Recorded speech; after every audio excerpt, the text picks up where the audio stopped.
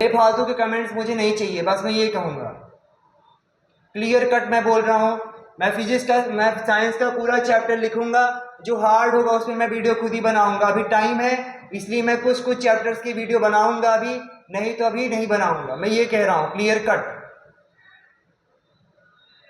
मैं फिर से रिपीट कर देता हूँ मैंने क्या कहा। मैंने ये कहा कि मैं अभी साइंस का मतलब सारे साइंस का मतलब चैप्टर्स लिखूंगा, उसका मैं कुछ चैप्टर्स का वीडियो बनाऊंगा जिस पे आपको मतलब दिक्कत आ रही होगी, आप लोग कमेंट करेंगे उस पर मैं बनाऊंगा वीडियो। पूरे चैप्टर्स पे मैं वीडियो नहीं बनाने वाला हूँ, मैं पूरे चैप्टर से वीडियो नहीं बनाने वाला हूँ अभी इस समय। मैं एक एक चैप्टर से वीडियो बनाऊंगा, ठीक है? ठीक। कोई भी इशू आएगा तो आप कमेंट जरूर करिएगा, जरूर से जरूर सजेशन दीजिएगा। मुझे सजेशन सुनने में बहुत अच्छा लगता है, मन को अच्छा लगता है, मतलब दिमाग को बहुत अच्छा लगता है, मन को नहीं दिमाग को बहुत अच्छा लगता है। ठीक है, तो चलिए शुरुआत करते हैं चैप्टर्स के नाम से। आखिरकार चैप्टर्स कितने हैं 10th क्लास में वो तो जान जाएं।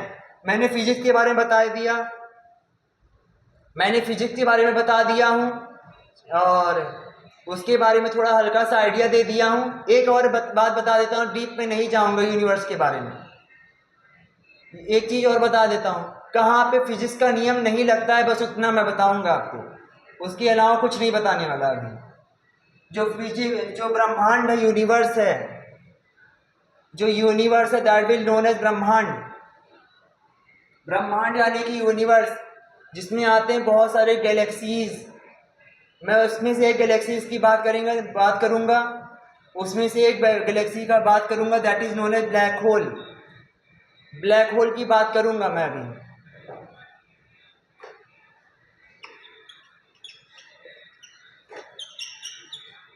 ब्लैक होल,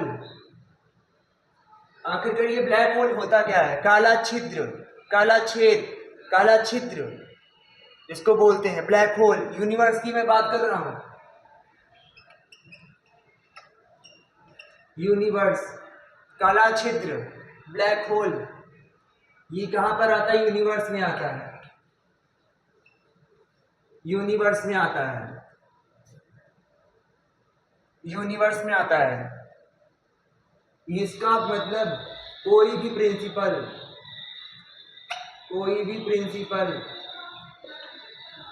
कोई भी प्रिंसिपल फिजिक्स का, एडवांस इंजीनियरिंग फिजिक्स का, चाहे वो न्यूटोनियन फिजिक्स हो, चाहे वो मैग्नेटिज्म फिजिक्स हो, चाहे वो कोई सा भी फिजिक्स हो, चाहे वो कोई सा भी फिजिक्स हो, चाहे वो कोई सा फिजिक्स हो, चाहे वो एडवांस फिजिक्स हो, चाहे वो कोई सी फिजिक्स हो आगे आएगी, वो कोई फिजिक्स कोई भी प्रिंसिपल फिजिक्स की अगर हम पर्सपेक्टिव से बात करेंगे तो कोई भी प्रिंसिपल ब्लैक होल में नहीं लगता है। यानी कि ब्लैक होल में कोई भी फिजिक्स का प्रिंसिपल नहीं लगता है। ब्लैक होल में कौन सी प्रिंसिपल नहीं लगती फिजिक्स की? कोई भी नियम नहीं लगता है ब्लैक होल में फिजिक्स का। All principle of physics is field in black hole in universe. Okay, I am what will be talked about.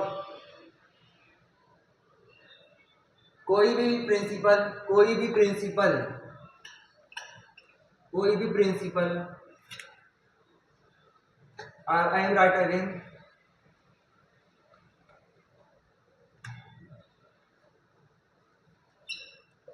कोई भी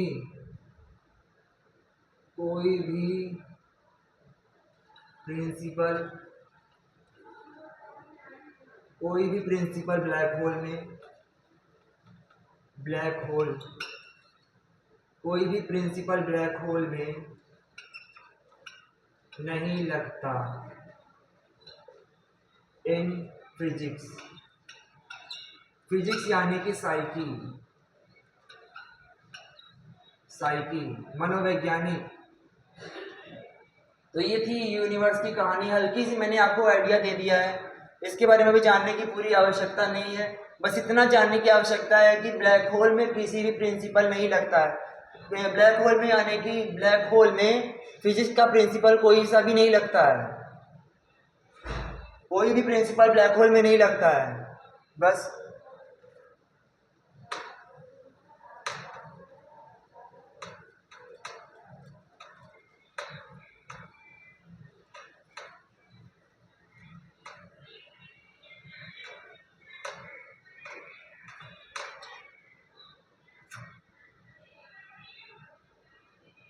अब मैं बात करता हूँ point of view, on point की बात करता हूँ, ऑन पॉइंट की बात करता हूँ। तो ये जो है, ये अब बात करता हूँ किसकी, सिलेबस की बात करता हूँ, जो 10th की फिजिक्स की है, 10th की साइंस की सिलेबस जो है वो उसकी बात करता हूँ। ठीक है,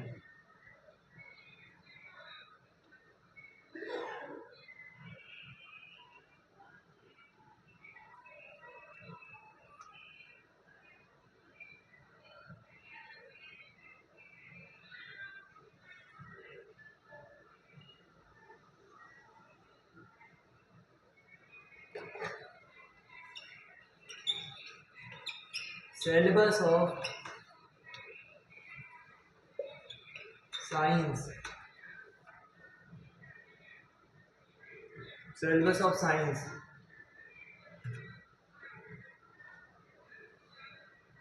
पहला क्या है, chemical reactions and equations, chemical reactions and chemical reactions, chemical reactions and equations। and second है acid bases and salts, acids bases and salts, acid bases and salts। क्या पहला चैप्टर कौन सा है, केमिकल रिएक्शन एंड इक्वेशन, यानी कि हम chemistry में इसको बात करेंगे, केमिस्ट्री में आएगा केमिकल रिएक्शन एंड इक्वेशन। अब ये कि जो केमिकल रिएक्शन एंड इक्वेशन आप पढ़ रहे हैं इसको हायर में, अगर अगर हम हायर केमिस्ट्री में बात करेंगे तो ये आएगा ऑर्गेनिक केमिस्ट्री में। किसमें आएगा, ऑर्गेनिक केमिस्ट्री में आएगा। कैसे हम किसी भी ऑर्गेनिक कंपाउंड्स को तोड़ते हैं, फॉर्मेशन करते हैं, बनाते हैं, वो अभी हम आगे पढ़ेंगे। ये मिक्स चैप्टर इसमें दिया हुआ है, केमिकल रिएक्शन एंड इक्वेशन को पढ़ेंगे अलग चैप्टर से, आगे पढ़ेंगे हम। यही जो चैप्टर है इसको अलग अलग फॉर्म में पढ़ेंगे, फिजिकल आएगा, इनऑर्गेनिक क्या आएगा, ऑर्गेनिक आएगा। 11th 12th में बात करेंगे। तो पहले हम 10th के पर्सपेक्टिव से बात करते हैं, 10th के पॉइंट ऑफ व्यू से बात करेंगे। तो ये केमिकल रिएक्शन और इक्वेशन जो है ये ऑर्गेनिक केमिस्ट्री में आएगा आगे चल के, as we move on 11th and 12th। अगर हम बात करेंगे 11th 12th के पॉइंट ऑफ व्यू से, तो केमिकल रिएक्शन और इक्वेशन जो आएगा वो चैप्टर किस में आएगा, वो आएगा ऑर्गेनिक केमिस्ट्री के सेक्शन में। एसिड बेसिस एंड सॉल्ट्स का प्रयोग आएगा, कहाँ पर उपयोग करेंगे इसका, हम कहाँ पे यूज करेंगे इसका, हम यूज करेंगे कहाँ पर, इसका भी यूज होगा ऑर्गेनिक में भी यूज होगा, इनऑर्गेनिक में भी यूज होगा, इसका भी यूज फिजिकल में भी होगा, यानी कि इसका केमिस्ट्री में यूज होगा ही होगा, केमिस्ट्री में ये है। यानी कि जो केमिकल रिएक्शन एंड इक्वेशन है, एसिड बेसिस एंड सॉल्ट्स है, ये पूरा का पूरा यूज होगा केमिस्ट्री में। सिंपल, पूरा का पूरा किसमें यूज होगा, केमिस्ट्री में।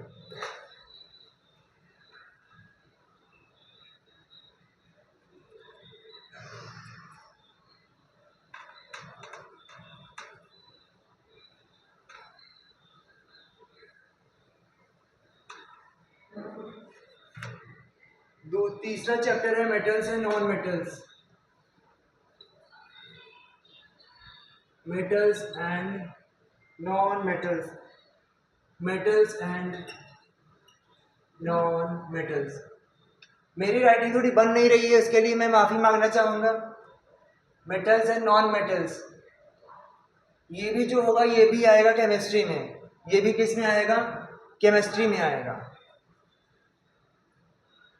अब आते बात करते हैं किसकी, carbon and its compound, carbon and its compound, carbon and its compound.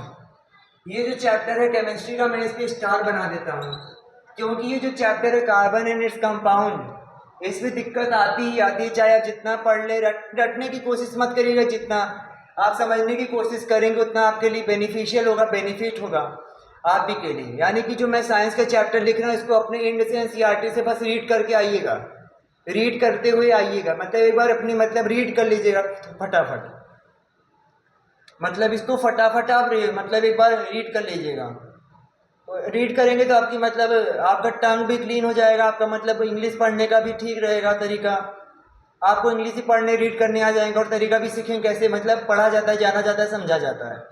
ये इसी से बहुत सारे बेनिफिट होंगे, यानी कि एक बेनिफिट नहीं होंगे, बहुत सारे बेनिफिट होंगे। ठीक है, ये फोर्थ चैप्टर है, that is known as carbon and its compound. Fifth chapter आता है that is known as life process. Life process, life process ये चैप्टर आता है बायोलॉजी में। हायर एडवांस लेवल में आप जाएंगे, हायर लेवल पे जाएंगे तो इसका चैप्टर आएगा बायोलॉजी में, इसका यूज आएगा बायोलॉजी में। क्या बोलते हैं, बायोलॉजी नहीं बोलते, बायोलॉजी बोलते हैं। ठीक, क्या बोलते हैं, बायोलॉजी नहीं बोलते, बायोलॉजी बोलते हैं। ठीक है,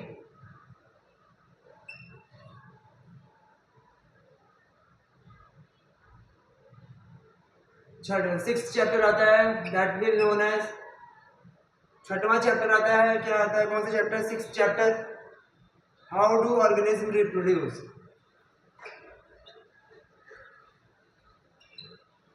हाउ डू ऑर्गेनिजम्स रिप्रोड्यूस, ये हो गया six chapter, that is will study in biology also, how do organism reproduce. Seventh chapter क्या है,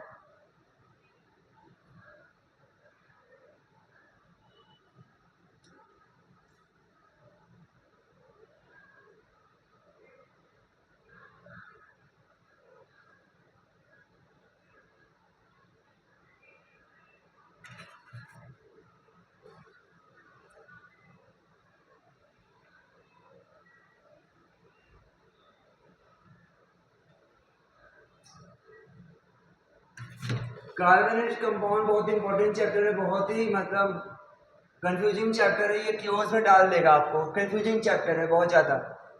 क्योस का मतलब होता है confusing. Okay, heredity and evolution, next chapter क्या आता है इसके बाद, heredity and evolution. Heredity and evolution, heredity and evolution के बारे में पढ़ेंगे इसमें, कैसे मेंडल ने अपने बारे में पीस के बारे में मटर पे एक्सपेरिमेंट किया था, और एवोल्यूशन कैसे होता है, एवोल्यूशन और पीस में मेंडल आएंगे, वो बताएंगे आपको क्या होता है क्या नहीं होता है। तो ये हेरिडिटी एंड एवोल्यूशन तक हम करेंगे, आगे का मैं इसको इरेज करके लिखता हूँ आगे का चैप्टर। तो ये हेरिडिटी एंड एवोल्यूशन पे आ गया मैं, अब आगे का चैप्टर लिखता हूँ। तो इसके नेक्स्ट चैप्टर कौन सा है, अगला चैप्टर कौन सा है इसका,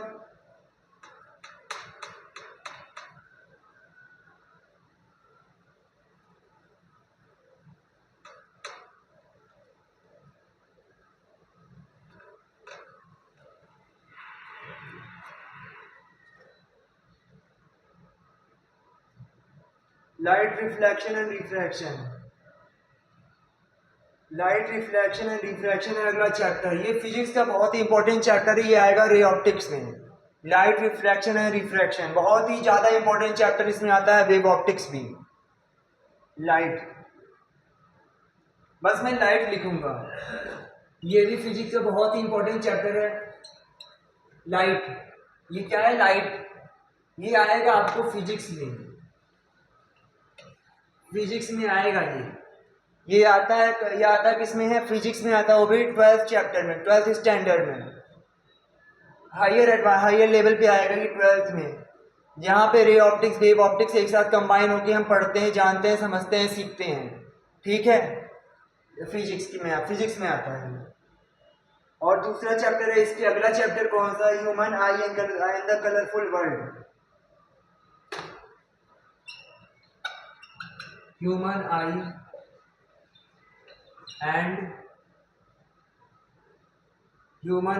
and colourful world, colourful world.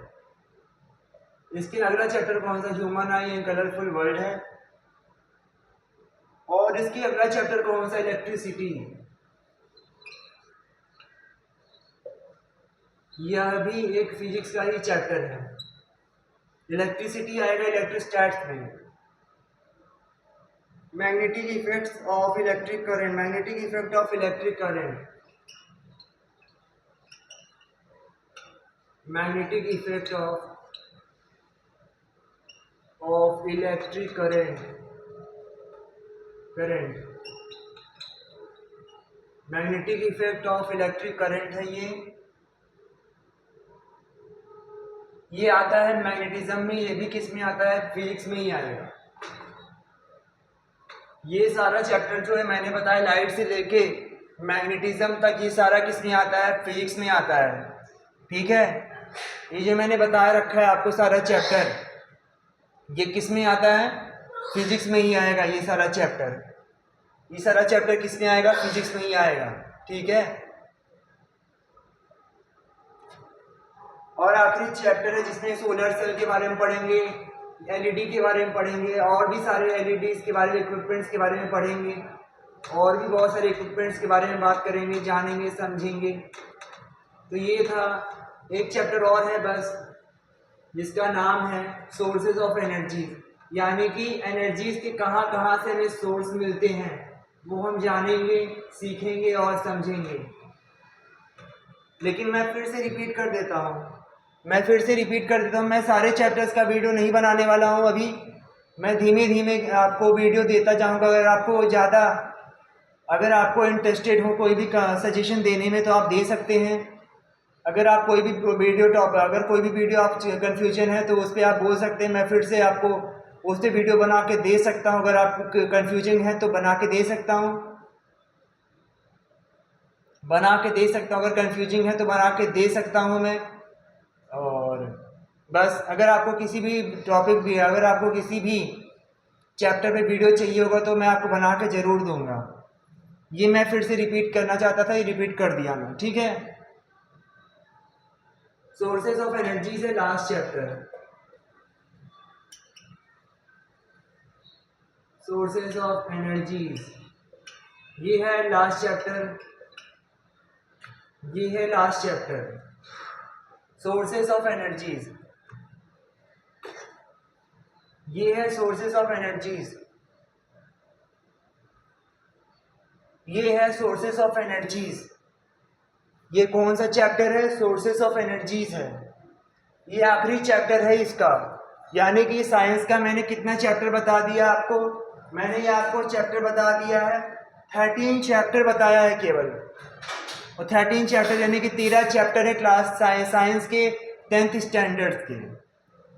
बस साइंस का मैंने बात किया, वो भी और भी सब्जेक्ट्स हैं, वो भी आपको पढ़ना होगा। मैथमेटिक्स है, साइंस है, एसएसटीज है, इंग्लिश है, हिंदी है, और एसएसटी में क्या आता है, ज्योग्राफी आता है, इकोनॉमिक्स आता है, हिस्ट्री आता है। ठीक है, तो अगर आपको किसी भी चैप्टर पे वीडियो बनाना, अगर आपको वीडियो चाहिए होगा तो आप कमेंट करिएगा, सजेस्ट करिएगा कैसे आप वीडियो बना सकते हैं, कैसे नहीं बना सकते हैं। कोई भी सजेशन हो तो आप दे सकते हैं, दे भी सकते हैं, नहीं भी दे सकते हैं, आपकी चॉइस है। It's depends on you, I am not forcefully anyone. Okay,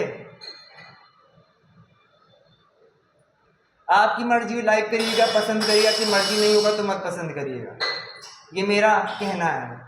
अगर आपको पसंद आए वीडियो तभी देखिएगा, नहीं पसंद आए तो मत देखिएगा, ये मेरा बिल्कुल एकदम कहना है आपसे, स्पष्ट रूप से क्लियर कट बात कह रहा हूँ मैं आपसे। और मैं फिर से रिपीट कर दे रहा हूँ, मैं पूरे चैप्टर से वीडियो नहीं बना के दूंगा। जो भी चैप्टर पहले मुझे ज़रूरत महसूस होगा उसको मैं वीडियो बना के दूंगा, वो मेरी रिस्पॉन्सिबिलिटी रहेगी कौन सी चैप्टर वीडियो बना के देना है, कौन सा वीडियो पे चैप्टर नहीं बना के देना।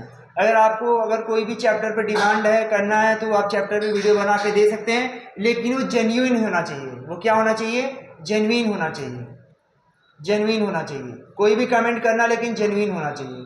कोई भी आप कमेंट करेंगे जो वो जेन्युइन होना चाहिए, बस मैं इतना आपको बोल रहा हूँ, बस इतना। ठीक है, इसके साथ मैं आज का आज का वीडियो समाप्त करता हूँ। इसके साथ साथ बहुत ही thank you so much everybody, thank you so much everybody, thank you so much everybody. इसके साथ मैं एंड करता हूँ आज का वीडियो। अब दूसरे पार्ट में मैं दूसरे वीडियो में बात करूँगा, अलग टॉपिक पर बात करूँगा। इसके साथ साथ good evening everybody, good evening बच्चों। चलो ठीक है बच्चों, मैं बात करता हूँ अगले वीडियो में। तब तक के लिए बाय।